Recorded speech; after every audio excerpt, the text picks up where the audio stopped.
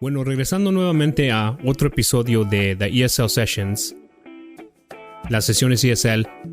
En este episodio nos vamos a enfocar otra vez en unas de las diferencias dentro de frontera a frontera, como hicimos en la primera parte. Y otra vez de regreso tengo a mi invitado y pues ya quizás puedo decirle mi co-host a Luis Ángel. ¿Cómo estás? Muy bien, muchas gracias. Ya que ya por tercera vez, ya un poquito más recurrente. ¿Qué tal? ¿Cómo estamos? No, pues estamos muy bien, pero sí, te digo, estuvo buena la conversación que tuvimos la última vez y dije, pues vamos a invitar a Luis otra vez para poder ponernos a hacer las comparaciones y ver cómo vienen siendo pues igual esas diferencias dentro de cómo crecimos y dónde estamos actualmente, ¿verdad? Sí, pues vamos a ver pues cómo estuvieron esos procesos, ¿no? Realmente entre pues ambos lugares, ambos puntos. Entonces, pues sí, vamos a darle a ver qué tal sale esto y o sea, vamos a platicar realmente, ¿no? Sí, no, sí, igual creo que esta va a ser una conversación ya más ligera, más relajada y no tanto preguntas, pues igual como la última. Pero empezando en el tema, ya comenzando con el tema, mucho a lo que me llegó a la mente cuando estaba pensando de cómo íbamos a grabar este episodio era el tema completo, que viene siendo mucha de la influencia, mucho de la cultura asiática que ya está más presente en día dentro pues la mayor parte del mundo y eso es lo que quería tomar de ejemplo, igual de tu propia experiencia, cómo vino siendo mucho del cambio cultural, un shift de cómo vinieron siendo las cosas, cómo llegaron a ser más, que encajaron más esos aspectos culturales en México. Pero pues a ver que de lo que tú te acuerdas de niño, ¿qué vinieron siendo unas cosas de que te tomaron, que tú tomaste en cuenta? Pues yo creo principalmente de lo que vino de toda esa cultura asiática de niño. Yo recuerdo muchísimo, pues yo creo que como niño ni siquiera lo terminas de analizar completamente, porque no sé, lo que vino primero pues fue el anime. Realmente fue lo primero de la cultura asiática que pasó aquí. Y uno como niño pues a lo mejor no sabe y no está consciente de que estás viendo anime. Para ti se te hacen caricaturas y pues a lo mejor sí se te hace diferente, ¿no? Por ejemplo, ver de esos tiempos, estaba empezando Bob Esponja, toda la ventanilla de Cartoon Network, por ejemplo, que era Billy Mandy también a principios del 2000, incluso pasando a las anteriores, las clásicas de Hanna-Barbera, ¿no? Y los Supersónicos, los Picapiedra. Entonces de repente que te lo cambien así de una forma un poco abrupta, como que saca de onda ver estos muñecos con ojos saltones, con muchos picos en los cabellos, con estas expresiones muy exageradas, porque me acuerdo que eran muy exageradas, sobre todo recuerdo mucho cuando comenzó lo de Ranma y medio, eran estos animes muy exagerados realmente, y también habían cosas demasiado serias, que decías, uno como que se ve demasiado cartoon, y otro como que se ve demasiado serio. Lo vemos, por ejemplo, con Dragon Ball no tanto, porque Dragon Ball llegó con una parte de comedia, pero por ejemplo lo ves con los Caballeros del Zodiaco. No tiene pues prácticamente casi nada de comedia y si la tienes muy sutil. Entonces, sí encontrabas ahí una diferencia muy grande y como que era un cambio extraño, pero al ser un niño como que todo lo absorbes de una manera muy fácil. Entonces, no sé, era algo diferente más que nada. Yo creo que lo que más afectaba era cuando uno era niño y estaba viendo ahí la comida. Yo creo que lo que más llamaba la atención era la comida que ponían en todas las caricaturas, porque no lo terminabas de entender, era una cultura completamente diferente. Sí, no, y eso es muy cierto porque así como estás mencionando de las caricaturas de Hanna-Barbera, que el Bob Esponja y muchos de lo que vino siendo la mayoría de los estudios americanos o estudios, ¿qué diríamos? Del oeste, europeos, ¿cómo le llamarías eso? Ah, Pues aquí, a ver, en los Estados Unidos nosotros le decimos estilo westernized, como el del oeste, porque europeo, ni podía decir Sí, sí, ni sí, el gótico. western de los vaqueros, ¿no? Por así decirlo, de este lado. Sí, sí, casi así, pero en el contexto de que tiene mucha influencia y tiene mucho de la cultura europea, de cómo vienen siendo contextos, culturas y informativo, todo eso, cuando estamos hablando. Entonces, para eso viene siendo el tipo de los dibujos de los dibujos y las caricaturas de Hanna-Barbera. Muy realista, muy adultos. Igual estaban puestos al frente para niños. Eso ya viene siendo el enfoque.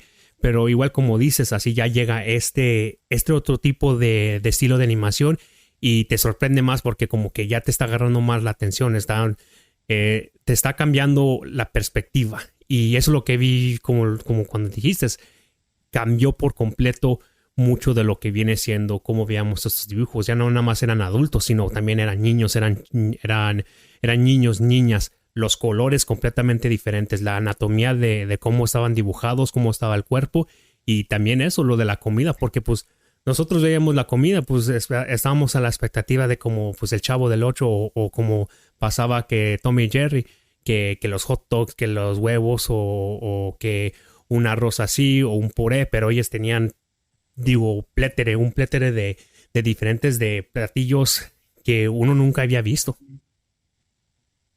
Sí, sí, sí, exacto. De hecho, te digo, era lo que más me llamaba la atención a mí, la comida, o sea, ver que sacaran sus boletas de arroz, de onigiri, ¿no? Los onigiris me parece que se llaman así. Entonces, es como que te saca de onda y dices, ¿eso qué es? ¿Están comiendo bolitas de azúcar, de harina? ¿Qué es? Porque realmente no te lo explicaban, y más cuando llegaba con ese doblaje al principio, o muy neutral o muy mexicanizado. Entonces, yo creo que ese también fue un punto para que triunfara aquí muchísimo el anime en esta parte de Latinoamérica. La mexicanización del doblaje fue demasiado fuerte. No sé, lo ves desde principios con Pokémon, esas frases del equipo Rocket, del Guajolote Macías, eh, Supercampeones, cómo llega y dice que lo salvó a Oliver Atom, la Virgen de Guadalupe. Entonces, eso ayudó también bastante a que se estableciera aquí y entendiéramos de mejor manera nosotros el anime y la cultura japonesa, con esa mexicanización del doblaje. Eso fue, creo que, un parteaguas muy, muy grande, porque realmente eso también usaba la animación que empezaba en esos tiempos, sobre todo la de Cartoon Network, yo me acuerdo mucho. Y también como comentabas que ya salíamos como que de ese estereotipo, porque ya se había vuelto un estereotipo realmente las caricaturas clásicas de antes, porque era casi siempre contar la historia de algún miembro de la familia. Entonces siempre existían en un núcleo familiar, como por ejemplo los Picapiedra, los Supersónicos, los Simpson, no sé, demás caricaturas y series que realmente se centraban en este estilo de la familia americanizada. Y de repente llegar a estos temas tan extravagantes con el anime, pues sí te saca de onda. No te imaginas que, como te comentaba, no sé, en el ejemplo de Roma, o sea, no te imaginabas que es un chico que cuando se moja con agua, se convierte en chica, si es agua fría o si es agua caliente, y se vuelve a cambiar a hombre. Entonces dices, es un concepto muy fuera de lo que estábamos acostumbrados aquí en esta parte, en el occidente. Entonces, sí, sí, sí, cambian muchísimas cosas y como que es un cambio muy radical, y eso es lo que hace que llame demasiado la atención. Sí, y esa es la palabra que estaba buscando, occidente, occidental, es tipo occidental, viene siendo muchas de las caricaturas. Estaba pensando y Ujú. ahorita que la dijiste me acordé. Pero no, sí tienes mucha razón porque una cosa que siempre noté también, especialmente de cuando yo hice el cambio de México a los Estados Unidos, fue que mucho de lo que viene en cómo pues dan el historial o que quieren presentar muchas de las historias son muy episodial. Entonces están enfocadas dentro de esos 30, 45 minutos. En cada episodio se va, tienes tu conflicto, tu problema, tu cambio, el resto del conflicto y luego tienes el Apex, ya el turno del conflicto y se resuelve para fin de episodio. Y eso fue mucho de lo que me sorprendió, como dijiste, es que ya llegó Ranma One Half, Ranma 1 y medio. Llega Dragon Ball Z, llegan los Caballeros del Zodiaco. Y esto ya no viene siendo episodio por episodio, ya viene siendo una serie completa. Entonces tienes que quedarte, tienes que sentarte y no perderte la próxima parte de la historia, porque si no te la pierdes, pues ¿cuándo la vas a ver otra vez? Te la van a andar contando. Y eso viene siendo muy, muy estricto y muy relacionado a muchas de las historias adultas, que si de verdad nos ponemos a ver cómo vienen siendo las historias que llegaron de tipo anime, tienen ese contexto, tienen esa impresión y ese mensaje muy adulto, que es, sí, como explicaste también, lo mexicanizaron, pero también cortaron en ciertas porciones, hicieron cierta censura y lo pusieron en un paquete para poderse consumir para los niños. Pero en realidad estábamos consumiendo prácticamente lo que viene haciendo las telenovelas del Canal 5 o del Canal de las Estrellas. Sí, sí, sí, realmente eso sí, yo creo que fue algo ahí muy importante. Esa parte como que del cambio y también como mencionas el hecho de que no terminaran en un episodio, sino que fueran constantes. Y fíjate que eso también no recuerdo nunca haberlo visto en una caricatura de Occidente de por esos años, que fuera así de episódica, o sea, porque terminaba y la mayoría al final te daban un adelanto de lo que ibas a ver en el próximo capítulo, como por ejemplo en el narrador del Dragon Ball o en el de Caballeros del Zodiaco. No en todos pasaba, pero en los que eran muy episódicos era así. De hecho, era prácticamente, pues estabas viendo, eso sí era una serie animada, eso sí ya dejaba de ser una caricatura. Y sí, de hecho yo creo que también lo que ayuda es que las tramas eran, incluso siendo de diferentes temas,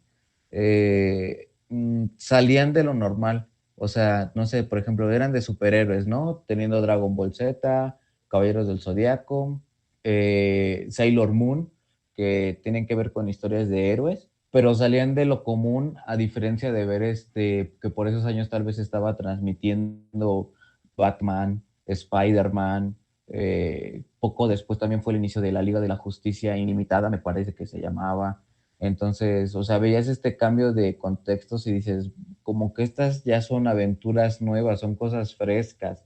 Incluso yo creo que por los años, a lo mejor lo que podrías comparar, que más o menos se parecía que era similar, ahorita uno ya de grande lo sabe, pero como niño yo a veces como que confundía un poco. Por ejemplo, yo confundía lo que eran los halcones galácticos y los Thundercats.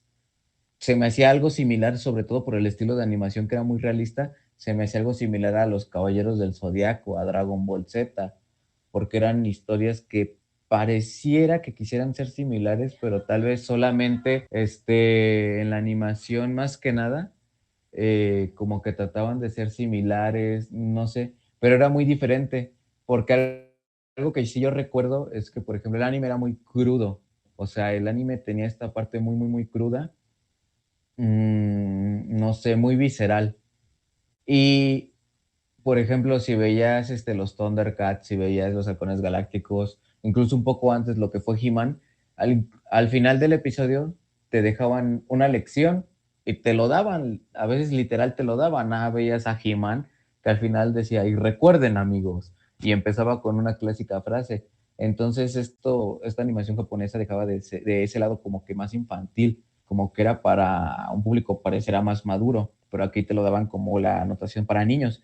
Yo creo que también eso fue lo que empezó a satanizar un poco aquí ese tipo de caricaturas, sobre todo en Latinoamérica, y el espanto de las madres, ¿no? Y empezar a satanizar todo, sobre todo por esa década de finales de los 90 y principios del 2000. Sí, ¿no? Y es cierto, porque igual mencionando, como dijiste, He-Man, los Thundercats, todos esos venían siendo muchas de las series que ya después de que vieron los estudios de animación, los estudios de producción, que estaba pegando mucho la venta de juguetes, por eso empezaron a hacer mucho de las series y todo eso de una lección al fin del día y encapsular esa, prácticamente la inocencia al enfoque a los niños en esa manera. Pero también de la misma forma como estaban puestos las historias, como estaban construidas, las tenían muy dirigidas a que el plot A viene siendo el episodio y el plot B viene siendo lo que está haciendo Skeletor acá afuera, a las afueras del castillo y lo que él está planeando afuera, pero al fin del episodio viene llegando esa porción de que, ¿qué hizo Skeletor? ¿Qué hicieron los demás de los villanos?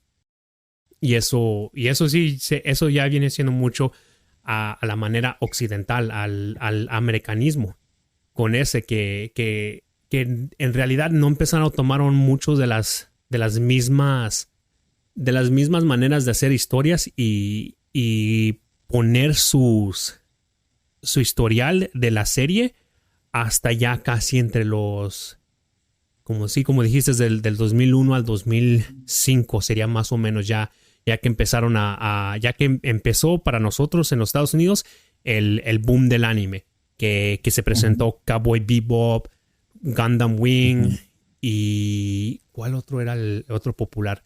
Outlaw Star y también ya se me olvidó. Pero sí, muchos de las series que ya estaban estabilizadas, ya habían encajado en muchas regiones del mundo. Sí, sí, eso sí. Realmente. Aquí, por ejemplo, ahorita que mencionaste Cowboy Bebop, en esta parte, por ejemplo, no fue aquí muy sonado. Que yo recuerde, no. Aquí dieron mucho los infantiles y ¿cómo se llaman? Shonen, ¿no? Que les O llaman los shonen. shonen, que Naruto, Ajá. Bleach, ¿quién más era? One One Piece. Piece, muchos de los One shonen. Piece. Ajá. Aquí incluso en esa parte media, lo que dio muchísimo y que aprovechó aquí Sabritas fue Yu-Gi-Oh! Ah, Yu-Gi-Oh! Y Beyblade aprovecharon, pero a tope. Fue realmente lo que empezaron a sacar. Y empezó, por ejemplo, aquí, yo creo que junto con Pokémon y Dragon Ball, aquí quien empezó realmente ese boom muy grande fue Yu-Gi-Oh! Y Beyblade, sobre todo por la ayuda de venta de juguetes, que era lo que principalmente querían estas caricaturas de He-Man. Me parece que era con Hasbro, ¿no? Con Mattel, no recuerdo con quién sacaban las figuras. sí, con Y era ellos. lo que, y era lo que ahora ya estaba logrando el mercado asiático. Me parece, ¿quién traía todas las figuras asiáticas? ¿Era Toei? Era Bandai Namco, Bandai, Toei Bandai. y Ajá. también otra compañía. Pero el conglomerate de esas tres compañías vinieron siendo lo que empezaron a hacer el movimiento después de que vieron Exacto. lo que estuvo haciendo Hasbro, como mencionaste. Ajá, y realmente fue lo que pegó aquí. O sea, por ejemplo, si bien sí se venden muchos juegos de Pokémon, porque era lo que estaba de moda en el Game Boy, ayudó en esta parte de los videojuegos, también lo que ayudó mucho fue la mercadotecnia y todo lo que tenga que ver con figuras de acción, juguetes, las Pokébolas, los Pokémones. En el caso de Yu-Gi-Oh! Yu-Gi-Oh! Y Beyblade fue ahí algo bien exacto y bien preciso lo que vendía. Beyblade era vamos a vender Beyblades. Y Beyblades se veían muchísimos. Y Yu-Gi-Oh, cuando empezaron las cartas, todos querían jugar, pero algo por esta parte que dio Latinoamérica muchísimo fue la piratería de todo eso. Siempre la piratería ayudó muchísimo a eso. Entonces a los niños no sabían, o a lo mejor ni siquiera les interesaba que fuera una carta original de Yu-Gi-Oh, siempre y cuando fuera la carta a lo mejor de su personaje favorito, ¿o no? Todos los niños buscando Exodia, a los dragones de ojos azules, a los dioses egipcios. Si es Beyblade, todos buscando ¿cómo se llamaba? Creo que era Dragon, ¿no? Me parece el que tenía el Beyblade azul, y demás personajes, aunque no fuera original, los niños lo querían. Entonces también eso tenía que ver con la economía. Los padres a lo mejor no podían sustentar en esos tiempos un juguete asiático que tal vez costaba demasiado dinero por el intercambio y que apenas llegaban, pero sin embargo compraban la versión pirata. Entonces todos los niños tenían de una u otra forma sus juguetes de pues de su caricatura favorita asiática. Entonces eso ayudó muchísimo. La piratería siempre, siempre creo que va a ser un gran parteaguas aquí, en Latinoamérica, algo que siempre va a ayudar, incluso saltándonos un poco más en los años, en cuanto a la visualización del anime y antes de que se hiciera famoso un poco más el internet y las plataformas de streaming, lo que ayudó muchísimo a distribuir aquí el anime fue la piratería. Te ibas a tus puestos, te ibas a las friki plazas, ibas al tianguis, pedías el anime que estaba de moda o el que querías ver. A veces solamente te gustaba la portada, te llevabas la bolsita con tu disco pirateado y vámonos. Y era lo que ayudaba y lo que ayudaba. Yo me acuerdo que así yo empecé a conocer muchos animes y entre los compañeros a veces entre amigos se intercambiaban y cada quien a lo mejor como en los 90s tenían carpetas de discos, pues aquí tenían carpetas pero llenas de discos de mucho anime. Entonces eso siempre, siempre fue algo muy, muy grande que hizo que llegara con una magnitud demasiado, demasiado de la que se esperaba tal vez. La piratería creo que fue lo que ayudó a sustentar demasiado a toda Latinoamérica, ese mercado asiático. Sí, no, y es muy cierto porque tomando lo que dijiste de cómo vino siendo la piratería, de cómo los padres encontraban maneras y otras versiones, quizás no originales, pero casi similares o más quizás reproducciones limitadas de versiones, pues no de buena calidad, existían. Para nosotros acá en los Estados Unidos habían dos porciones que le ayudó mucho al anime crecer y también esa parte de la cultura en el aspecto de Yu-Gi-Oh, de Beyblade, de Gundam, de todos esos. Vino siendo que aquí es muy único y no sé si también ya en estos días en México, pero aquí lo que teníamos nosotros era la tienda de dólar. Entonces, literalmente por la mayor parte ibas y todo prácticamente era $1, equivalente de 10 a 20 pesos. Y mucho de lo que tenían, de hecho, traían los juguetes piratas, las producciones de baja calidad y hasta también traían versiones originales de China, de Japón, pirateadas con los logotipos, con las caricaturas, con todo. Y eso, pues para mí personalmente, eso viene siendo una cosa que me ayudó a encajar y enfocarme más al interés a ese tipo de tipo de entretenimiento. Y especialmente porque iba yo, después de cada vez en cuando íbamos a esta tienda, teníamos una oportunidad, pues que un dólar extra, unos $2 extras, y agarrábamos, y quizás no era la cosa original, pero era algo similar. Y también las cartas piratas que veíamos, aunque tenían escritos kanji o haragana, katakana, de todos modos eran las versiones que estábamos viendo, que de los dragones, que Exodia, todos esos, y eso fue que también lo proporcionó a que siguieran vendiendo.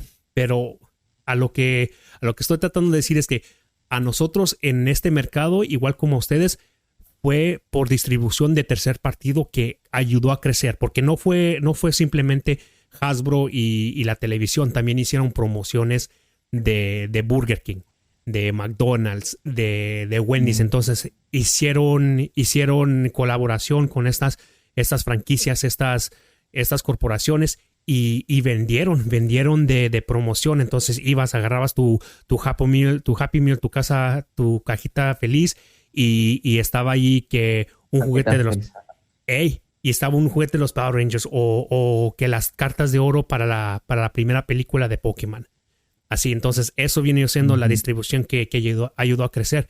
Pero también al mismo tiempo cementó esa imagen del anime y de ese tipo de estilo de caricatura a algo infantil, a algo de niños, de adolescentes, no de adultos. Hasta que no crecimos, ya empezamos a crecer, ya pudimos entender lo que vienen diciendo, el mensaje y el contexto del plot de la historia, es en donde ya estamos prácticamente a estos tiempos, porque todo eso viene siendo el cambio dentro del 2007 hasta el 2010. Si puedo decir de mi parte, porque yo todavía veía anime y de hecho sigo viendo anime de vez en cuando, pero yo pienso que ahí fue donde hizo el cambio dentro de que ya no era un producto simplemente exacto y a dirección para niños, pero sino para adolescentes y hasta adultos. Sí, sí, sí, yo creo que ahorita como dices eso, en algún punto, gracias a toda esta industria y que empezó, pues entró su mercado realmente en los niños, porque los entró por los juguetes y era lo que más les dejaba. Yo creo que también por eso se empezó a estigmatizar que todos estos temas, todas estas caricaturas asiáticas tenían que ver con los niños. Entonces eso sí, yo creo que fue lo que lo empezó a estigmatizar. Y como mencionas, sí, más o menos por los años del 2010 fue que empezó, si vieron tanto en adultos, empezó a moverse entre los adolescentes de secundaria preparatoria. Entonces, todos ellos que fueron creciendo con el tiempo, pues ya se fueron haciendo adultos responsables, adultos ya con familia, tal vez algunos, y seguían consumiendo ese tipo de contenidos. Entonces, ahora ya cambia el rol y ahora ya muchos adultos también lo consumen. Y ya prácticamente ya está ahorita En- muy normalizado que en todas las edades esté. sí, y es lo que iba a decir, ya no hay ningún punto y no hay ni tanto, ya no hay ningún lugar en donde puedes ir y no puedes escuchar a adolescentes hablando de que, el próximo anime, ahorita lo que está pegando, que viene siendo que My Hero o Spy Family, todos esos, Ujú. y también escuches a tu gente, no tanto a tu gente, a tus compañeros también que del trabajo, de la escuela, de conocidos, de que, pues te acuerdas que estaban pasando el que Dragon Ball Z y pues todavía nos excitamos, nos da felicidad saber que pues no, pues todavía estamos, Ujú. todavía nos, nos da esa nostalgia y nos Sí. trae cierta felicidad de escuchar de que pues, fíjate, tomando un poquito el tema un poquito más serio, lo que yo no sé cómo fue tanto en México, pero aquí en los Estados Unidos, mucho de eso de la cultura anime, de anime, de manga, todo lo que viene siendo considerado alternativo y pues forano, vino siendo mucho de la estigma de bullying aquí.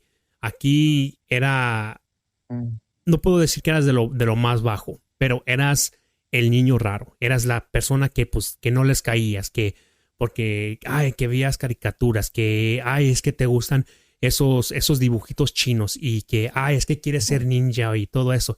Y pues eso viene siendo, digo, por eso te digo, para mí eso viene siendo un cambio positivo porque pues ya en este día pues todos se pueden expresar de que pues no, nos gusta el anime, nos gusta, hablando seriamente, pues nos gusta el anime, nos gusta el gente, nos gusta estas porciones de lo que viene siendo este tipo de entretenimiento, pero no simplemente por lo explicativo, sino también por lo constructivo, que la historia, que como muchos de las personas que consumían empezaron a hacer sus propias caricaturas, sus novelas gráficas, sus cómics y todo eso. Entonces, por eso te digo, para mí a mí me hace muy feliz de esa manera. Saber que nosotros le sufrimos, le batallamos para que podamos llegar a cierto punto aquí. Sí, sí, sí.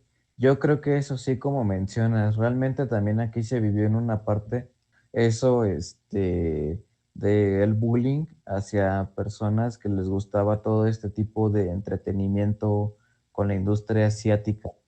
Sí se sufrió, bastante. Yo, por ejemplo, no me considero alguien que veía mucho o que me gustaba comprar, por ejemplo, ya en una etapa en la que fuera, vamos a decirlo, buleable, porque por lo general, si eras un niño de la primaria y te gustaba Beyblade y Yu-Gi-Oh, era normal, a todos tus compañeros les gustaba y tú vas a jugar con ellos, pero a partir de la secundaria ya era como que tal vez no a todos les iba a gustar y ya te iban a ver, pues sí, como dices, ¿no? Como ese rarito por tener ese tipo de gustos. Pero yo, por ejemplo, en mi caso, pues yo no fui tan apegado a ese tipo de cosas ya en la secundaria. Yo no, si bien a veces sí veía anime, me gustaba de vez en cuando a lo mejor mirar algo, consumir, comprar, no era de tener mis productos o tener lo que a mí me gustaba siempre mostrándolo. En ese aspecto no, pero yo sí recuerdo a muchos de mis compañeros cuando, cuando se puso de moda Naruto, de hecho yo casi no lo veía, pero recuerdo a muchos compañeros que traían la clásica bandana de Naruto en su frente o en el cuello, la traían colgada, la traían en el brazo, cuando empezaron a salir aquí de moda las pulseras que eran muy gruesas de tela y tenían algún logotipo de algún anime. de algún grupo que empezaron a ponerse ya un poco de moda los grupos asiáticos. Sí, a veces se veía como que los notaban como raros o les decían que qué era eso, entonces se sacaban de onda. Entonces sí fue ese cambio, pues algo buleable. No voy a decir que fue a mucho, a menos que de plano, no sé, fuera aquí una persona muy, muy, muy, muy extravagante que llegué a ver, pero no sé, era raro, yo no llegué a ver tanto, tanto, pero sí sabía que existía y sí era consciente, porque en esos tiempos también ya era cuando se empezaba a poner de moda el YouTube, los videos que te pasaban. Entonces, aquí, por ejemplo, hubo mucho del el choque de culturas de las tribus urbanas, que por ejemplo estaban que los rockeros, que los ponquetos, que los emos, que los reggaetoneros. Entonces, habían demasiadas tribus urbanas y por lo general eran más los rockeros y los emos los que empezaron a adoptar mucho esta cultura anime y eran los que sufrían más el tipo de bullying, que en esos tiempos fue más en la secundaria y en la prepa de esos chicos. Pero pues yo como no estaba en esa etapa, yo estaba casi en primaria, pasando a secundaria, no lo viví tal cual, ese proceso de muy buleable, pero sí veía el contenido que a veces subían, que incluso se pusieron cosas muy oscuras, muy densas, en donde se puso mucho de moda el video de muerte a un emo, agarramos a tabicazos a un emo. Entonces te das cuenta que eran personas que les gustaba este tipo de contenido asiático y que tal vez ellos sí les pasó factura en esos entonces. Pero también tuvo que ver con una nomenclatura de ideas, no solo de esa cultura asiática, sino también de la música, de la moda, del estilo de ideas que traían. Entonces, eran muchas cosas realmente que se juntaban y con lo que empezaban a sufrir. Pero sí, de un tiempo para acá ya se empezó a normalizar bastante y qué bueno, la verdad, que ya no se sufre realmente con ese tipo de personas que pues, les parece raro todo este tipo de contenido y las personas que lo consumen. Entonces eso es muy bueno. Yo cuando empecé a consumir más contenido asiático fue en la preparatoria, pero en esos tiempos ya casi estaba todo normalizado. Ves a muchas chicas de la preparatoria que traían las mochilas con los grupos asiáticos. En esos tiempos yo me acuerdo que estaba mucho pegando porque había un choque ahí de generaciones todavía. Entonces habían muchas chicas que traían su lapicera, su mochila, su libreta, por ejemplo, de One Direction y de Big Time Rush.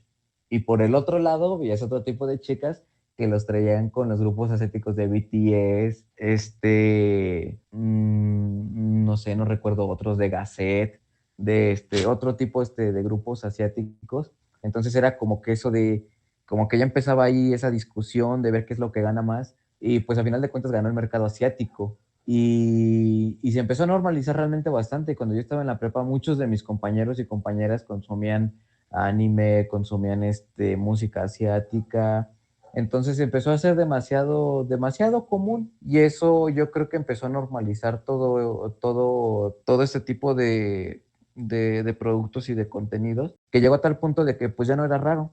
Y ahora, por ejemplo, yo lo proyecto y lo veo ahora que he estado dando clases, estoy en una primaria.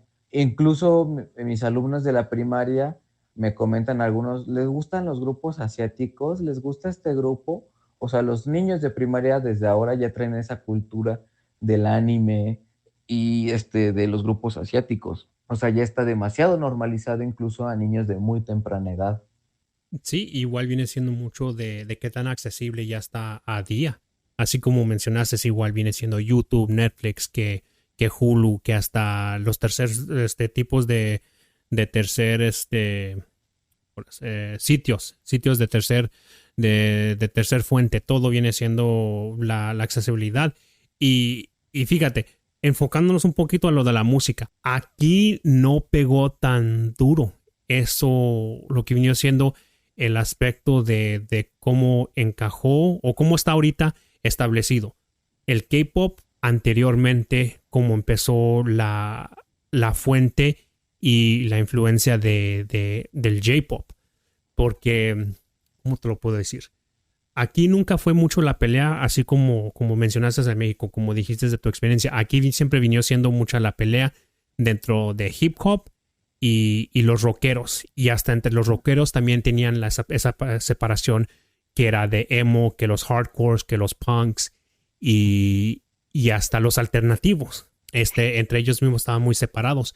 Y luego en el otro lado tenías dos partidos completamente diferentes también en el hip hop. Tenías los que escuchaban por completo pues lo que estaba popular y lo que estaba accesible en el radio, que pues por la mayor parte era buena música y todo, pero luego tenías gente de mi partido que venía siendo que tenía acceso o buscaba otras fuentes afuera de que de Little John, que 50 Cent, que Ching y todos esos. Yo expandí a buscar afuera de ellos lo que encontré, pues igual Cartel de Santa, que Control Machete, que Natch Scratch de España, y luego, pero igual esa misma fuente de anime me abrió las puertas para buscar otros artistas asiáticos, que ya vino siendo la primer fuente, la primer wave, la primera onda que llegó a los Estados Unidos de la influencia de la música asiática, que vino siendo principalmente, vino siendo Utada, la que hizo el tema protagonista de Kingdom Hearts, y luego eventualmente pues vino lo que vino siendo los intros de Naruto, que de quién más, de Bleach. Bleach tenía buenos intros y muchos temas buenos, y eso me expandió a mí más la fuente de la música. Pero lo que sí te puedo decir es que esos temas, esos grupos, ya ahorita los que están, no tuvieron mejor éxito que los grupos japoneses. Y eso, quiero ver tu punto de vista en esto. ¿Durante qué tiempo de lo que tú vistes, a cualquier punto o algún punto durante ese tiempo, vistes que encajó un grupo japonés? Mm, Pues en tiempo yo creo que fue hace aproximadamente de 10 a 15 años que empezó a encajar demasiado, demasiado, más que nada en el gusto de las mujeres, eran las que lo consumían. Eh, Te digo, como era BTS, Super Junior me parece, era el otro grupo. Ahorita un poco entre comillas, fuera de grupos. Bueno, no, sí tiene que ver con grupos, porque varios eran cantantes de grupos, es como se llaman estas boy bands, ¿no? Sí, Boy bands, que era muchos el eran boy bands. Ujú. equivalente, por ejemplo, a los Backstreet Boys, ¿no? En esos años. Ujú. Entonces, las boy bands que a lo mejor aquí habían desaparecido a principios del 2000, pues casi 10, 15 años después volvieron a salir, pero no con americanos, no con nacionales, sino con extranjeros, en este caso los asiáticos. Y también algo que ayudó bastante aquí es que en la televisión abierta, no sé cómo funcionaba la de cable, pero normalmente en la televisión abierta empezaron a pasar a transmitir doramas, muchas de estas novelas asiáticas. Entonces a las chicas les llamaba más la atención que ver el drama de Televisa, de TV Azteca. Entonces Televisa, TV Azteca era más como que apegado a novelas para señoras, ¿no? Y estos dramas eran más apegados para chicas adolescentes, porque los protagonistas todos eran chicos adolescentes, guapos, que les llamaba la atención, que cantaban, que eran ricos, no sé, muchísimas cosas. Entonces eso empezó a pegar demasiado junto con la música. También me acuerdo mucho aquí en esta parte, sobre todo del centro, canales como el 11, el 22 que pertenece a la UNAM, el 11 que pertenece al Politécnico, 34, que es el del Estado de México. Estos canales empezaron a transmitir anime en las tardes, en las noches, incluso en las madrugadas, las novelas asiáticas. Entonces todo eso creo que ayudó a cimentar demasiado, demasiado también la música, porque era una cosa diferente que le llamaba la atención a la gente. Entonces empezaban a consumirlo, a consumirlo, a consumirlo. Y había también un programa en el canal 40 que se llamaba Alta Definición con Álvaro Cueva, que hacía mucho, hacía tops sobre programas, tops sobre noticieros, tops sobre mejores novelas, y él metía muchísimo contenido de todos los países, incluyendo los asiáticos, metía demasiados. Hizo muchísimos tops de animes que pasaban en televisión abierta, en televisión de paga, incluso que pasaban en otras plataformas antes de que YouTube empezara a meter copyright. Él proporcionaba como YouTube una fuente para verlos, y otras páginas. Entonces eso que todo se empezara a monopolizar muy, muy grande, toda la moda empezara a pegar demasiado, Y en el caso de las mujeres, como lo explico, en las boy bands y en los doramas, eso incluso yo lo vi reflejado con mi hermana. A mi hermana le gustaba ver mucho estas novelas asiáticas y nunca se las perdía. Ahora que ya está al alcance de nuestras manos en las plataformas digitales, los ve todavía, los sigue viendo ahorita a sus casi 30, no más de 30 años, los sigue consumiendo.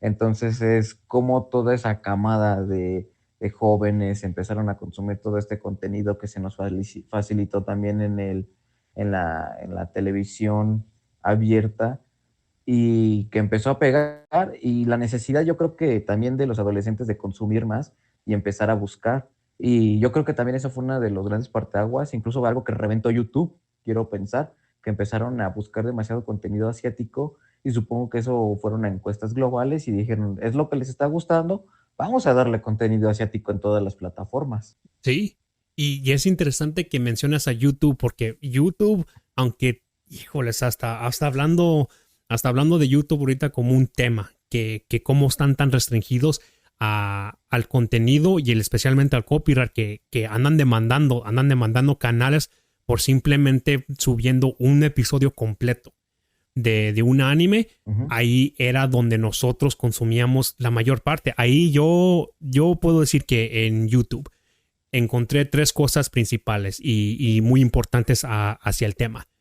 Música del extranjero, de todas partes del mundo, principalmente en esta situación de Asia. Ahí encontré lo que te digo, lo que vino empezando los primeros temas, de Utada, de Zebra, de Minimi, de todos esos artistas japoneses en el principio de la primera fase del intercambio, porque ya ese intercambio internacional a ese punto. La segunda parte vino siendo el anime. El anime, muchos de los episodios subían las series completas, hasta eran los canales de animación, Funimation, Sunrise, Toei, también tenía su propio canal de YouTube y ellos subían sus series completas. Ahí no había ningún momento en donde tenías que ir andar buscándolo en sitios piratas o en diferentes lugares, que ahorita voy a tocar un poquito.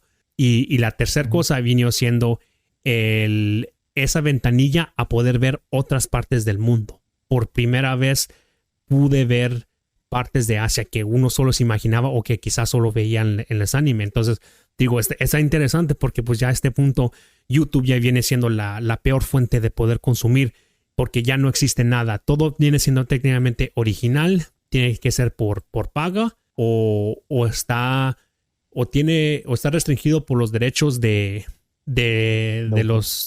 las compañías del contenido, y afuera de eso limitan mucho el acceso también.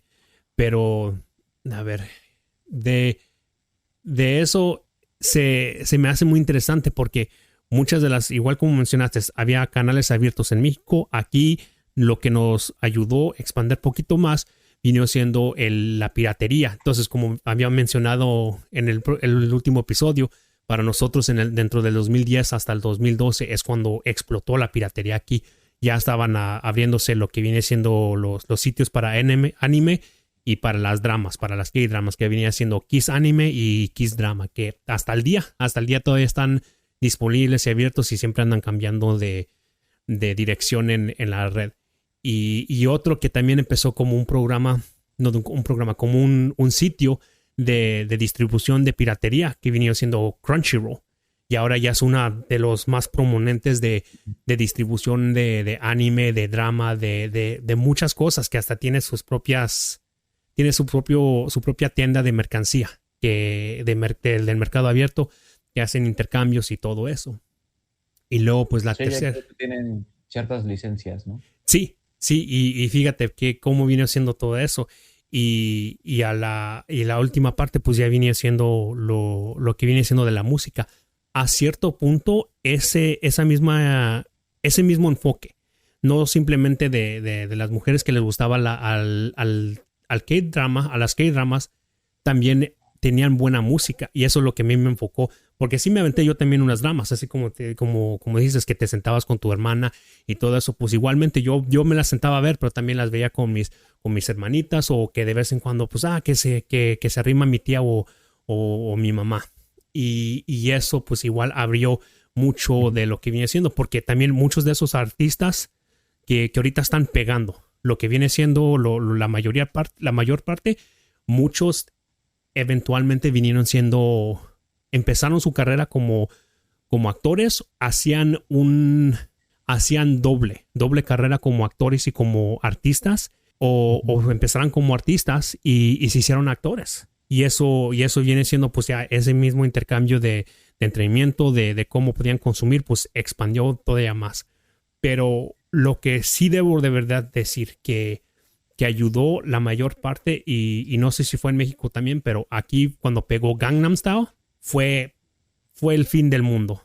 Lo que Corea pudo hacer en los Estados Unidos fue lo que Japón intentó hacer dentro de los 90s hasta inicios de los 2010, y en el 2010-2011 cuando pegó Gangnam Style los sacó de fueras, y por eso ahorita, por eso en este momento actual, Corea, K-dramas, el K-pop, muchas de las porciones asiáticas afuera del anime y películas. Afuera del anime, las películas también, muchas de la influencia y lo que viene pegando viene siendo de Corea. Y eso es lo que se me hizo muy interesante, porque estaba un poquito analizando lo que habías dicho de la pregunta que te hice, y además de anime, nunca mencionaste mucho de la música, además de que solo había grupos, pero igual que BTS, que pues ahorita que Blackpink, y pues ante tiempo que Seventeen, que One Time, todos esos, pero ninguno fue japonés. Exacto, como tal japonés, ¿no? Muchos le pegaban más a lo coreano. Lo coreano pegó demasiado, yo creo que también como mencionas con lo de los dramas, fue algo que pegó demasiado. Creo que lo que, no sé, en cuanto a contenido, vamos a ponerlo vamos a inventarnos el término, como si fueran contenido live action, en cuanto a parte asiática, vendía más Corea, y contenido de animación vendía más Japón. Eso sí. Realmente así fue más o menos como funcionó. Y como sigue funcionando, porque si bien hay grupos japoneses muy buenos, todavía no pegan como los coreanos. Y si bien hay animes coreanos, no pegan como los japoneses. No, es que, mira, también otra cosa que noté, yo más que hayas buscado, más a cualquier punto de tu vida, como cualquier cosa, como personas de curiosidad, nos gusta explorar. Si no fuiste una de las personas principalmente que fuiste a buscar, que exploraste afuera de lo que venía haciendo, pues, que el intro del anime, que las K-dramas, no vas a saber ninguno de los 5 nombres que te voy a decir ahorita. A pesar de esos, existe, pues digo, yo creo que sí los conoces, pues, One OK Rock. Ellos hicieron intro para Naruto. Asian Kung Fu Generation también hizo. Sonny O'Hare, ellos también, es su banda de rock. ¿Quién más? M-Flow fue un grupo DJ hip hop que hizo mucha colaboración con artistas japoneses y también de acuerdo con artistas coreanos. Y la última persona, o pues quizás el último grupo, haya sido estaba pensando de esto hace ratillo. Pues ahorita la que está pegando con Plastic Love, pero estilo city pop, funk pop de los 80s, así. Te digo, es más que hagas afuera, pero puedes buscar ahorita inmediatamente y hacer una búsqueda Google, Bing, lo que sea, y si buscas música asiática, la primera cosa que aparece en los resultados viene siendo que BTS, que Blackpink, que K-pop, así. Y el punto, al punto de lo que voy a decir, a lo que estoy aludiendo, viene siendo que mucho también, así como dijiste, fue la distribución. Mucha de la distribución, Japón siempre se restringió mucho al contenido que querían distribuir. Y música, creo, como muchas cosas, como muchas regiones, la música viene siendo una cosa muy sagrada en particular. Así, usando esa palabra muy, muy liberalmente. Muy sagrada a cómo se comunican y cómo se distribuye. Porque podemos ver igual la música regional mexicana. Existe en todo mundo. He visto gente que ha visto los Tigres del Norte en China. han pegado hasta en Sí, China los canijos, pero nunca a ningún punto de nuestra vida hemos escuchado que los Tigres del Norte no quieren ir a hacer un show en Europa o no quieren hacer un show en otras partes de Asia. Pero al contrario, la producción japonesa al aspecto de la música siempre ha sido muy centrado y muy concentrado dentro de dos mercados y hasta quizás tres. Principalmente Japón, porque pues ahí viene siendo su mercado principal. Segundo, quizás los Estados Unidos por el influx de anime y la distribución de ciertas culturas asiáticas, especialmente Japón en aspecto turístico y de consumido. Y Europa por mucho también de ciertas porciones de inmigración, pero también ese intercambio económico dentro de las tres regiones. al intercambio cultural en cuanto tienen que ver en cuanto a la música para la distribución, yo creo que también tiene que ver porque está muy restringido por Corea del Norte, ¿no?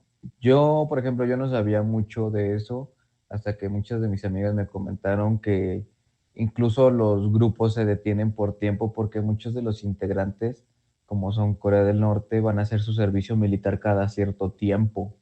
O Ah, entonces eso los limita incluso hasta para salir a sí, ciertas presentaciones y en ciertos países. sí. Entonces eso es muy específico a Corea. Entonces igual Corea Ajá. del Norte y Corea del Sur, dos regiones completamente diferentes. Pero sí, sí es muy cierto lo que dices.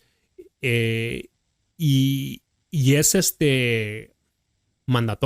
mandatorio, no, Sí. no, pues compulsivo, ¿verdad? Así es la palabra correcta. Compulsivo o Mm, mandatorio. El, mandatorio. sí, mandatorio. Pues, hey, pues cada hombre Sería. a porción, aparte de su vida, tiene que dar sus 3 años de servicio a las Fuerzas Armadas. Sea cualquier rama de servicio, por a huevo Ujú. tienen que ir a dar su servicio por 3 años. Y sí los para poquito de distribución, pero eso ya es más centrado a Corea. Pero igual Ujú. siguen pegando, siguen populares y la gente lo sigue buscando. En contrario, en Japón igual tienen ciertas leyes, porque ellos no tienen un militar activo, solo tienen unas fuerzas de defensas Ujú. del país. Y también el servicio no creo que sea mandatorio, pero también creo que tienen que servir cierto tiempo en la reserva antes de poder continuar por su carrera o hacer cierto entrenamiento. Pero sí, siempre, a pesar de que tan abierto ha sido Japón en mucho del intercambio de la cultura, también se ha cerrado en ciertos aspectos. Y es lo que yo he visto de mi experiencia. Por eso sí me hizo muy peculiar que dijiste Eh, que la mención de Japón, a pesar del anime, fue muy poco la influencia en México, de como tú vistes. sí, sí, sí. Sí, en cuanto a distribución de otro tipo de contenido, aparte del anime, sí. Aquí yo sí lo vi un poco limitado. O por lo menos por mi parte, no sé, igual y yo no soy un consumidor acérrimo de, pues, de Hueso Colorado. Yo soy un poco más consumidor del mercado occidental con este mundo más de cómic. Yo soy como que la contraparte, ¿no? Del otaku. En lugar de ser más otaku, soy más freak. Mm. Pero aún así, sí, lo que se veía con las personas que convivía, sí era más como que ese tipo de contenido. Y en el otro contenido en cuanto a música y de drama, sí era prácticamente casi todo el mercado coreano. Era ahí el mercado coreano quien rebasaba. Y está bien extraño, porque cada que iban a consumir comida, era raro, es así como de vamos a ver un anime japonés mientras escuchamos un grupo coreano y comemos comida china. Ey, Entonces, era bien gracioso, ¿no? Así como que esa nomenclatura de toda esa cultura asiática. Era casi como de vamos a leer un cómic de Superman bien americanizado, este, mientras escuchamos como ese Los Tigres del Norte y nos echamos, no sé, unos tacos. sí, Entonces, sí, sí, sí, como que esa nomenclatura, ¿no? De muchas culturas era algo muy característico. Pero sí, sí, sí, yo creo que así pegó en esta parte, en ese aspecto, bastante, bastante, yo creo que así pegó en esa parte. Y sí, como mencionabas ahorita de los grupos, de One OK Rock sí me acuerdo mucho. Los otros no los recuerdo bastante porque no me metí tanto, tanto. Algo que a lo mejor yo no era tanto de meterme a ver a los grupos, pero eso que mencionas de me gusta el opening de tal este anime, lo voy a descargar. Y sí, lo descargaba. Entonces, en esos tiempos no era tanto de descargar de YouTube, sino de descargar de Ares, aunque te viniera con 10 virus, pero era como que un poco más práctico la forma de descargar en esos tiempos de Ares que de YouTube. Entonces, no te mencionaba quién era el artista, no te mencionaba de qué más venía, simplemente te aparecía intro, no sé, Bleach, intro, Naruto, intro de tal anime que te gustara y lo sacabas y lo traías escuchando tus openings, tus endings.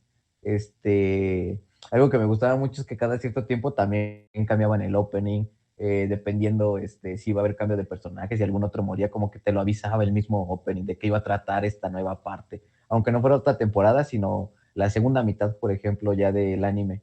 Entonces eso estaba muy interesante, eso estaba muy bueno. En cuanto a cuestión de grupos, aparte de One Ok Rock, aquí lo que sonó mucho fue de Gazette, que me parece que es G-Rock, casi pegando a metal. Era de Gazette y otro que, porque empezó aquí a sonar muchísimo, lo que se quedó aquí mucho fue la cultura goth.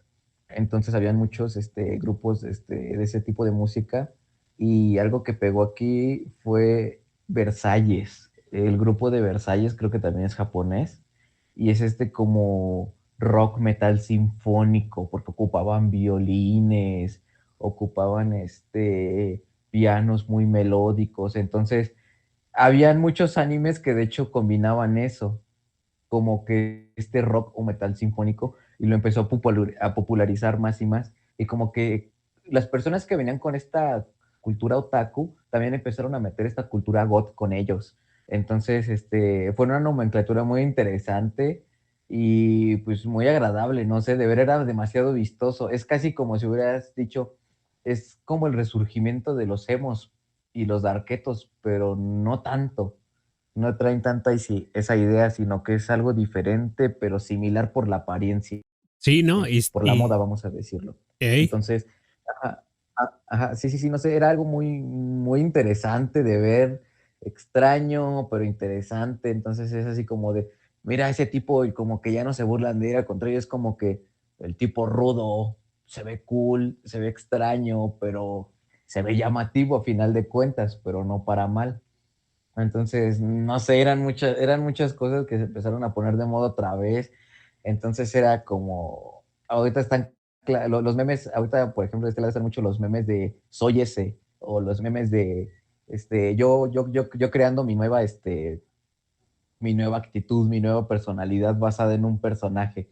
Entonces eso se empezó a poner mucho de moda, yo me acuerdo en esos tiempos, y era extraño, pero no sé, era interesante.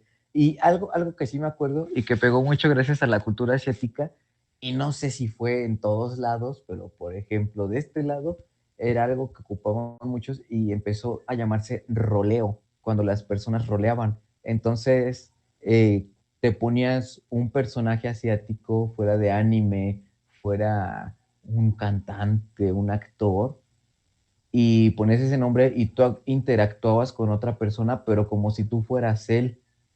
Entonces, era algo extraño. Yo muy poco llegué a verlo, pero tenía muchas amigas que sí lo hacían mucho y decían, vamos a rolear. Y yo no entendía, pero era básicamente como de vamos a fingir que somos un personaje de que tenga que ver con esta cultura asiática y vamos a interactuar entre nosotros de alguna manera. Entonces, era extraño, no sé, pero recuerdo que eso se puso muchísimo de moda también y hubieron muchos perfiles de personas de aquí con nombres asiáticos, con fotos de personajes asiáticos, pero eran fingiendo ser otro tipo de personas e interactuando con otras personas que también fingían serlo. Entonces, no sé, es como si dentro de ellos empezaran a hacer su pequeña novela, por así decirlo, porque me recuerda mucho cuando se empezó a poner de moda todo esto, empezaron a salir de moda los primeros webtoons, que también puso muy de moda todo este mercado asiático.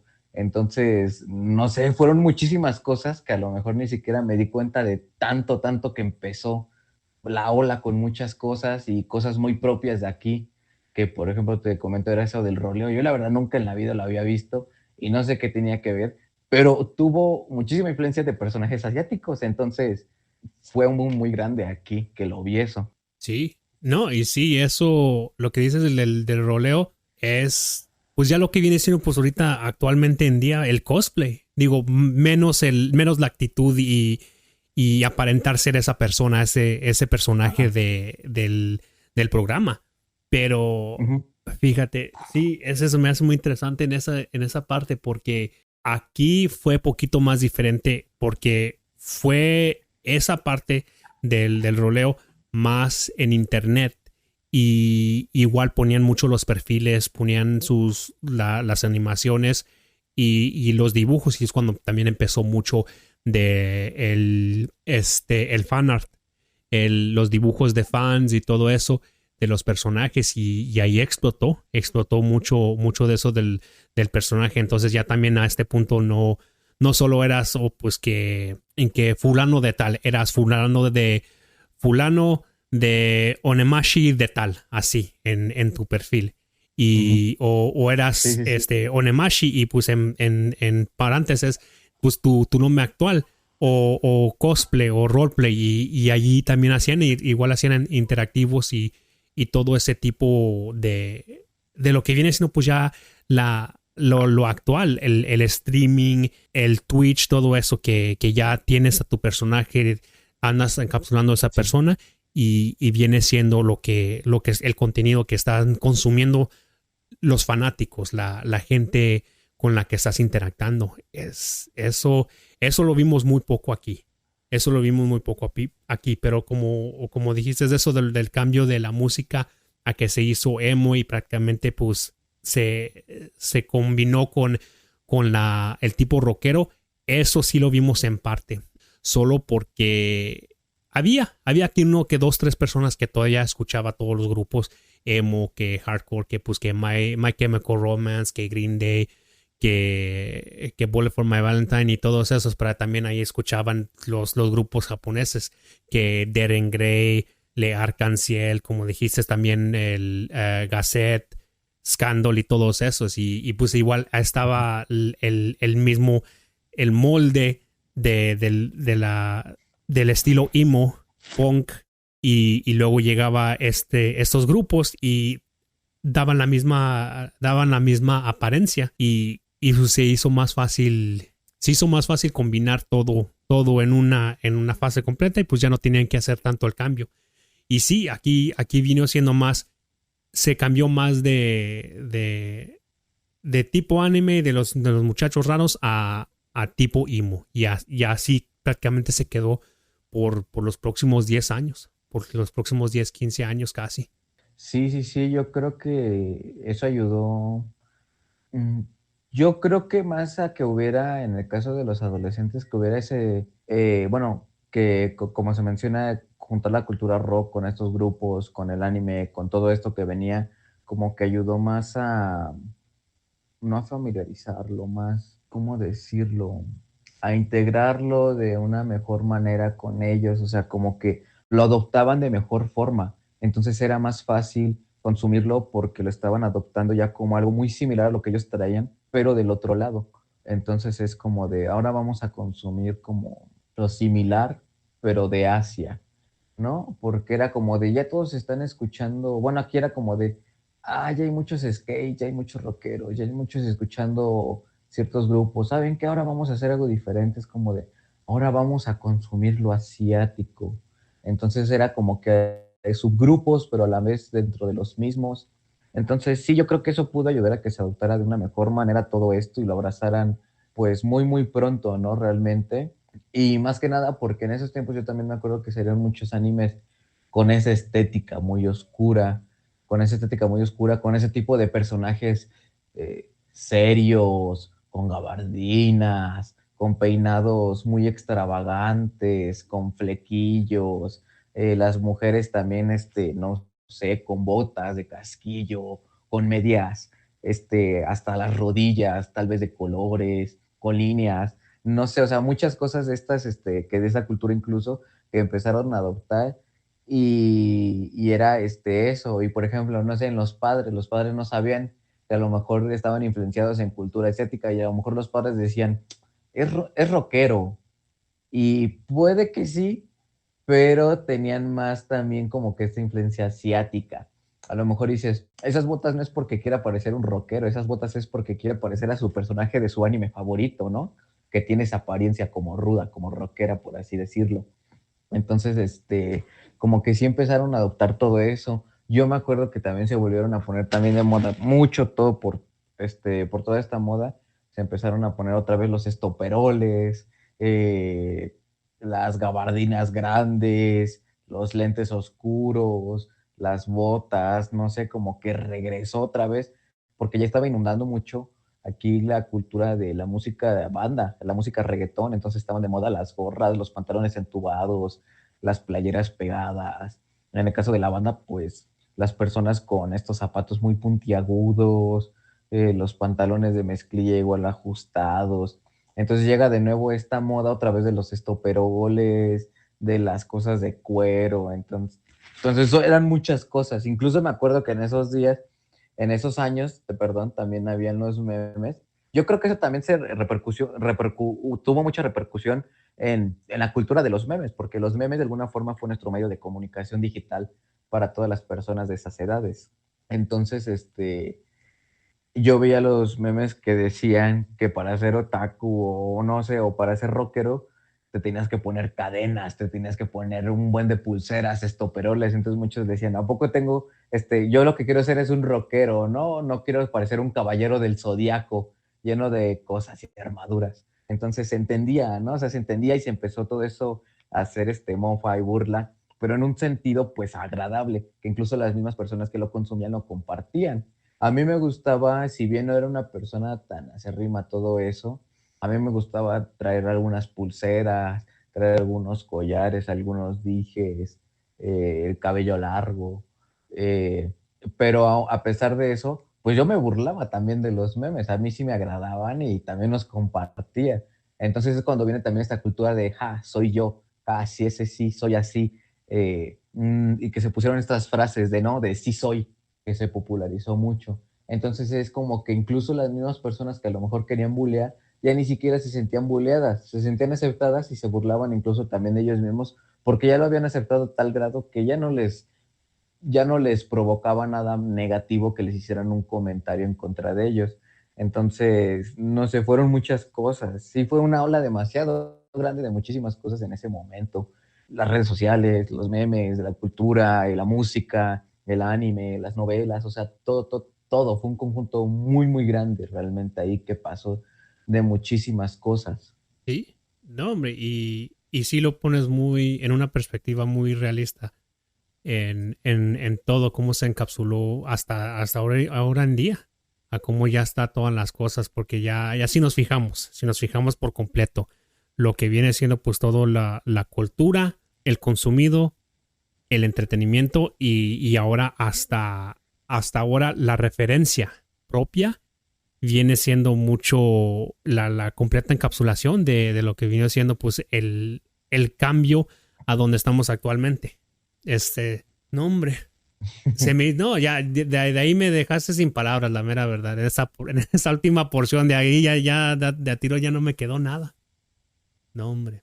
Pero sí está canijo. No, sí, sí Pues hay vi. mucho realmente todavía de dónde sacar. Realmente yo, no sé, ahorita que mencionaste, de hecho, hace rato lo de los streamers, cuando se empezó a poner de moda lo de los streamers, creo que también pegó todavía más lo que faltaba de este tipo de cultura, porque si bien los streamers fueron, los que pegaron más que nada aquí en Latinoamérica fueron los europeos, pegaron muchísimo los españoles. Sí, que Había uno que eran, otro nacional. que eran los Fue, VTubers, que empezaron como VTubers y luego pues igualmente cambiaron como streamers. Que ajá, muchos ajá. que muchos también habían haciendo, ya habían hecho viajes y sus excursiones y todo, y eso también lo agarraron de Asia. Ellos ya tenían eso desde desde hace un buen tiempo, desde los principios del 2000, creo que de los principios de los 2000 cuando empezaron porque ellos ya tenían el internet ya avanzado en esos tiempos. Y pues ya ahí ellos agarraron Sí. mucho de sus streamers, de los VTubers, pues de los personajes y cosas en vivo que hasta prácticamente se tomó una década para el resto del mundo pues sí, pues para que el resto del mundo se alcanzara. Yo creo que también eso fue algo que influenció demasiado porque Pues sí, la misma palabra lo dice, se convirtieron en influencers. Entonces yo creo que era estas personas que nos identificábamos, no todos, pero a lo mejor algunos, con los gustos que tenían. Por ejemplo, muchos streamers tenían gusto por contenidos asiáticos. Entonces era como estas personas que ya tienen acceso, sobre todo económico, y ves que, por ejemplo, decían, destapando mi producto de Amazon que me llegó una figura, me llegó un manga, me llegó esto, encargué esto. Entonces el hecho de que a lo mejor personas de Latinoamérica con recursos menores empezaran a ver todo lo que se estaban trayendo, empezaba también a llamar mucho la atención. Yo me acuerdo de muchos canales en esos entonces que eran algunos, en la mayoría europeos, en la mayoría eran europeos, que empezaban a traer todo este tipo de productos y tú decías, ojalá yo hubiera un lugar donde vendieran todo eso aquí. En esos tiempos me acuerdo que era de videojuegos y no era tanto de contenido feo, era Sacel. Sacel me acuerdo que se llamaba un pelón, que hablaba mucho de Sega en esos tiempos. Ahorita creo que ya le echan mucho carrilla, ya es de los más quemados, pero no sé qué pasó ahí. Pero yo me acuerdo que lo consumí hace como 15 años, ese youtuber que era principalmente de videojuegos. Entonces ellos a veces traían estos videojuegos asiáticos que no conocían muchos, algunos otros personajes, no me acuerdo cómo se llama este otro creador de contenido, que sale con una chica que es su esposa, creo que le dicen la mujer sin rostro, pero va a todos estos, a todas estas tiendas porque él vive, de hecho, me parece que en Japón, él vive en Japón, entonces él va a todas estas tiendas asiáticas y ponen todos los productos de descuento en todas estas tiendas de remate, e incluso, o sea, uno quiere y le llama mucho la atención consumir todo eso porque dices, o sea, compras en una tienda de remates, pero a veces son de maneras extrañas. Por ejemplo, ponen unas monedas en una clásica, como una máquina de chicles, le sale una cápsula y dependiendo de la letra que tenga, es el premio, es el producto que te vas a llevar de ahí. Entonces dices, wow, es una forma incluso muy extraña de comprar allá a diferencia de aquí. Algo que también llama mucho la atención es todas estas tiendas especializadas allá de productos que tengan que ver con anime, con música asiática, con todo lo que está ahí, estas plazas gigantescas, con colores neones, con música a reventar, con todo es tan estrambótico que pareciera que estás en una disco y que todo esto también se empezó a poner muchísimo de moda aquí y que también vimos reflejado, por ejemplo, en lo que venían de los streamers, porque los streamers empezaron a poner de moda todo lo que tenga que ver con lucecitas y la RGB, ¿no? Todas las luces, que quiero tener un panel táctil con luces RGB, que quiero tener mi teclado RGB, mi mouse, mi pantalla, todo mi cueva gamer, todo y el repleto de luces, la silla, el escritorio. Y todo esto lo adoptaron también de la cultura asiática, porque eran los que empezaron a tener desde muy temprana edad, en los 80s o 90s, todo esto lleno de luces, como que no sé, esta tipo city pop, como lo mencionabas, toda esta cultura neón, que ellos lo volvieron a retomar. Entonces, como que los streamers europeos y latinos empezaron a consumir mucho de eso y empezaron a adoptar todo eso y ahora todo lo que tenga que ver con RGB, con las luces incluso, ya está adoptado aquí, pero en Asia lo hicieron hace 15 años cuando allá era novedad, nosotros no sabíamos qué era eso. Y ahora ya está tan comercializado y tan puesto aquí que ni siquiera recordamos de dónde viene. Pero incluso todo eso viene de allá. O sea, todo ese tipo de productos que tiene luces, realmente todo eso venía de allá desde antes que se pusiera muchísimo de moda aquí. Sí, ¿no? Y sí es muy cierto porque también hablando de eso, de cómo son fueron los YouTubers y todo eso. De hecho, el viaje que tuve la oportunidad de ir a Japón, vi y mucho allí la área que vino siendo pues China, hasta se me olvidó cómo se veía, y es un lugar bien famoso también, a pesar de Shibuya. ¿Saúl? Creo que sí, era ahí mismo en Tokio, también ahí mismo en Tokio. Uh-huh. Híjole, se me olvidó.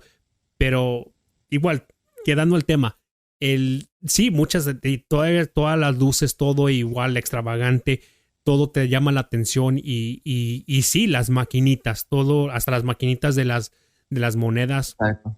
que te dan los huevitos, sí, pues para los premios y hasta cualquier cosilla. Todo bien, no sé, ni para describirlo sería difícil, pero igual mencionas, tiene el RGB, tienen las lucecitas, tienen todos esos soniditos, todo lo que nosotros lo tomamos como pues es algo ya normal. Ahí sí fue donde empezó, porque todavía estaba viendo muchas de esas máquinas. Igual Ujú. uno del parlor de los pachincos, también de las maquinitas y ya hasta una tienda de figuras de manga y todo, también estaban todos y se veían todavía los LEDs, los strips de LED, de RGB, todos Ujú. viejitos, tipo viejo, no como que no como que no los habían reemplazado, pero de otro, Más vintage. sí, de a tiro, hasta parecía Sí, sí, que sí. no había cambiado mucho, no había cambiado mucho. Así como lo viste en el YouTube, en ese video, hace 10 15 años, prácticamente era lo mismo. Pues, ¿cómo la ves? Ya nos aventamos un buen rato y todavía podemos seguir hablando hasta otras cosas, pero no, hombre, nos vamos a quedar todavía aquí otras 2 3 horas. Sí, sí, sí, eso sí, yo creo que pues casi todos los temas que empezamos a sacar siempre dan para más. Realmente algo que nos faltó todavía también fue ver el cine, que el cine El influenció también cine. bastante. Sí, de hecho, eso lo podemos tocar en una continuación de este episodio. Enfocarnos un poquito en el cine porque mucho de lo pues como dicen, para tocar el agua poquito.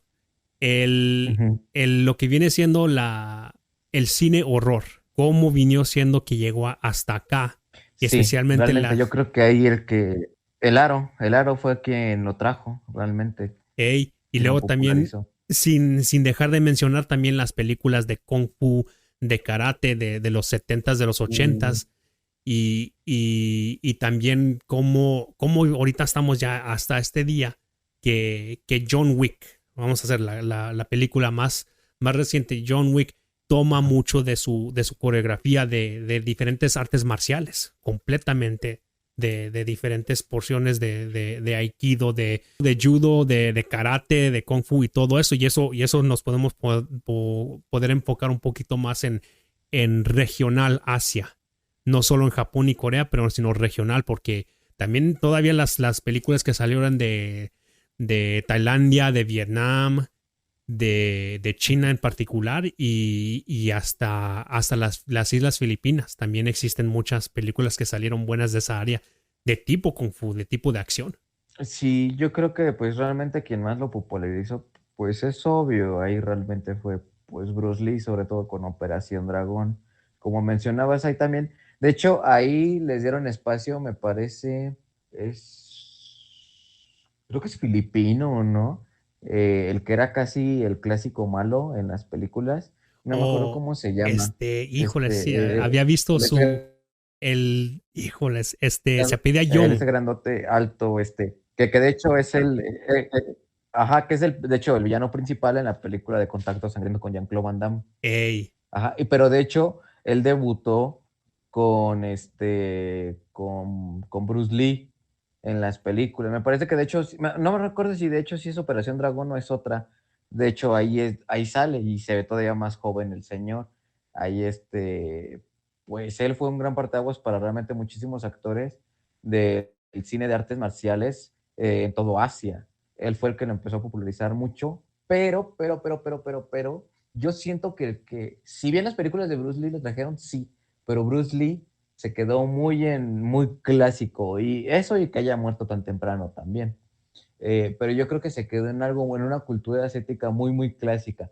Pero para mí, quien lo terminó de traer aquí, bueno, a la parte sí, a todo este occidente, para mí fue Jackie Chan, porque Jackie Chan fue a empezar como que toda esta conexión de culturas, no se quedó, sus películas no son solo con contenido muy clásico asiático, sino que ya son eh, incluso en ciudades occidentales, sobre todo pues de Estados Unidos. Entonces es como que ya empiezas a tener esa como sincretización de culturas.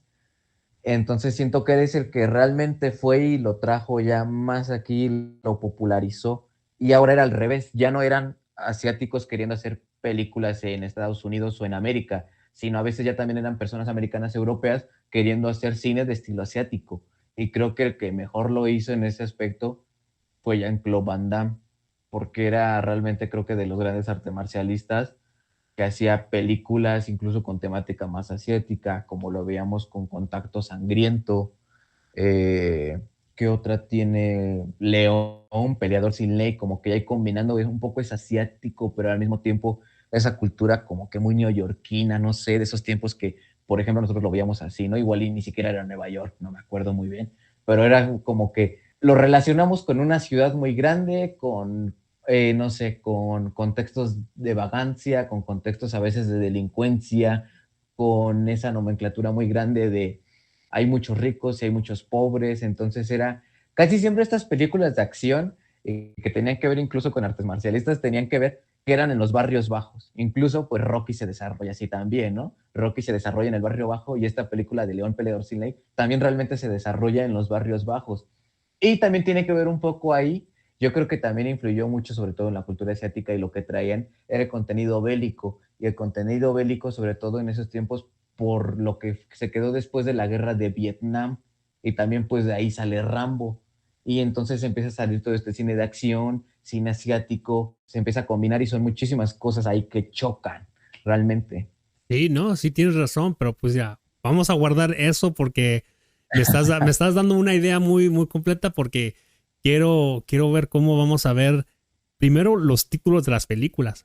Porque tú las mencionas de una manera y yo las conozco de otra, pero sí sé cuáles películas estás Sí. diciendo a cómo te refieres, a pues que está haciendo esto el Jean-Claude Van Damme. No, pues tú la dices que León, yo la conocí como Lionheart. Pues está raro porque comenzaron muchas de estas películas en inglés, pero siempre me gustan, no sé, siempre me han gustado mejor los nombres que salieron en español. Cómo les dieron el nombre en español y hasta a veces prefiero el doblaje que el original. Sí. Como que a veces, no sé, como que tiene cierta calidez el doblaje, ¿no? Porque somos francos, Jean-Claude Van Damme no era un buen actor, era un buen arte marcialista. Y realmente muchas de esas películas eran de presupuesto de serie B, presupuesto muy bajo. Entonces sabías que no tenías actuaciones dignas de un Oscar. Entonces a lo mejor esas actuaciones las hacían bien los dobladores de voz, los que hacían el doblaje de voz, y por eso como que tenían un contenido más enriquecedor, incluso que las actuaciones originales. Sí, y sí, por eso también a veces te digo, no, hombre, en ese tema sí tenemos mucho de qué hablar, especialmente en el aspecto de cine, en el cine, en este contenido, que también podemos tocar porción de Asia y ese intercambio de las películas dentro de las fronteras, aquí entre nosotros. Sí, realmente sí, ahí sí hay mucho contenido, yo creo. Y sobre todo ahorita de contenido asiático, ahorita que recordé, pues falta yo creo que el estandarte más grande, aparte de Bruce Lee, de la cultura asiática, que es Godzilla. Sí. Y Godzilla es, no solo en el cine, o sea, en todo es un mega monstruo. Es universal. Es literalmente, aparte que llegó de... y arrasó en todo, juguetes, mercancía, todo. Sí, Ajá. y aparte de él también existe lo que viene siendo Godzilla, King Kong y hay otro tercero que siempre hubo mucho conflicto en esos, pero esos son los principales que vienen siendo los monstruos más reconocidos dentro del cine dentro de los últimos casi 60, 70 años desde que comenzaron. Sí. Sí, también en algo que me acuerdo mucho que vino, son como que las reversiones, porque por ejemplo también estaban los Power Rangers americanos y que fue influenciado en los asiáticos y eran parecidos, similares, pero era un contenido diferente porque no estábamos acostumbrados. Y de alguna manera, ¿de dónde salió eso, todo eso? Que también salió de los Power Rangers y que se puso mucho de moda aquí, era Kamen Rider, ¿no? Me parece. Okay. Sí, eran Kamen Rider, los Power Rangers, los... No Ultraman, sé, me parece, ¿no? También. Los Beetleborgs también, ese era otro programa. Aquí lo pasaron más en los Estados Unidos. Sí. Pero sí, no, pero creo que sí. Sí, creo entonces que... eran como que, no sé, eran muchas cosas también como que se convirtieron. Sí, hombre. Pero pues, ¿cómo la ves? Creo que sí ya tenemos nuestro próximo tema para el próximo episodio. Así ya nos podemos enfocar en a ver qué nos pega de la nostalgia, ¿qué no? Sí, yo creo que es lo que va a afectar más, ¿no? Y todo lo que vamos a recordar. No, hombre, eso sí. Pues ahora pues, Luis, aquí le dejamos. Igual, como siempre, como las últimas veces, gracias. Gracias por regresar a las sesiones ESL, a The ESL Sessions, y pues igual. Aquí te espero a la próxima para ver si podemos hacer otra, a la demás gente recordar un poquito más de esta nostalgia que ya nos está pegando ahorita al fin del episodio. No, pues al contrario, gracias a ti siempre por invitarme y pues por tener este espacio abierto, ¿no? También, o sea, muchísimos temas, yo creo que como mencionas ahorita pegados a la nostalgia, que pegan demasiado y yo creo que nos das para platicar por horas y horas más todavía. Sí, no, pues ese es el propósito del programa, poder dar una plataforma para que podamos contar historias, ya sea yo, tú o cualquier otra persona. Y también igual si conoces a alguien que quizás quiera contar su historia o quiera dar un poquito de parte de esto, pues siempre estoy abierto para que puedan contribuir y pues para que sean escuchados, principalmente, que sean escuchados. Sí, claro que sí, yo creo que también igual ahí si alguien quisiera también compartir, pues estaré mencionando y pues ya, para tener como que más opiniones, ¿no? Más puntos de vista de cómo lo vio cada quien, cómo lo vivió cada persona. Sí, siempre. Pues ahora pues aquí le dejamos al episodio. Gracias otra vez y aquí le cerramos. Que tengas buen día. Gracias, igualmente.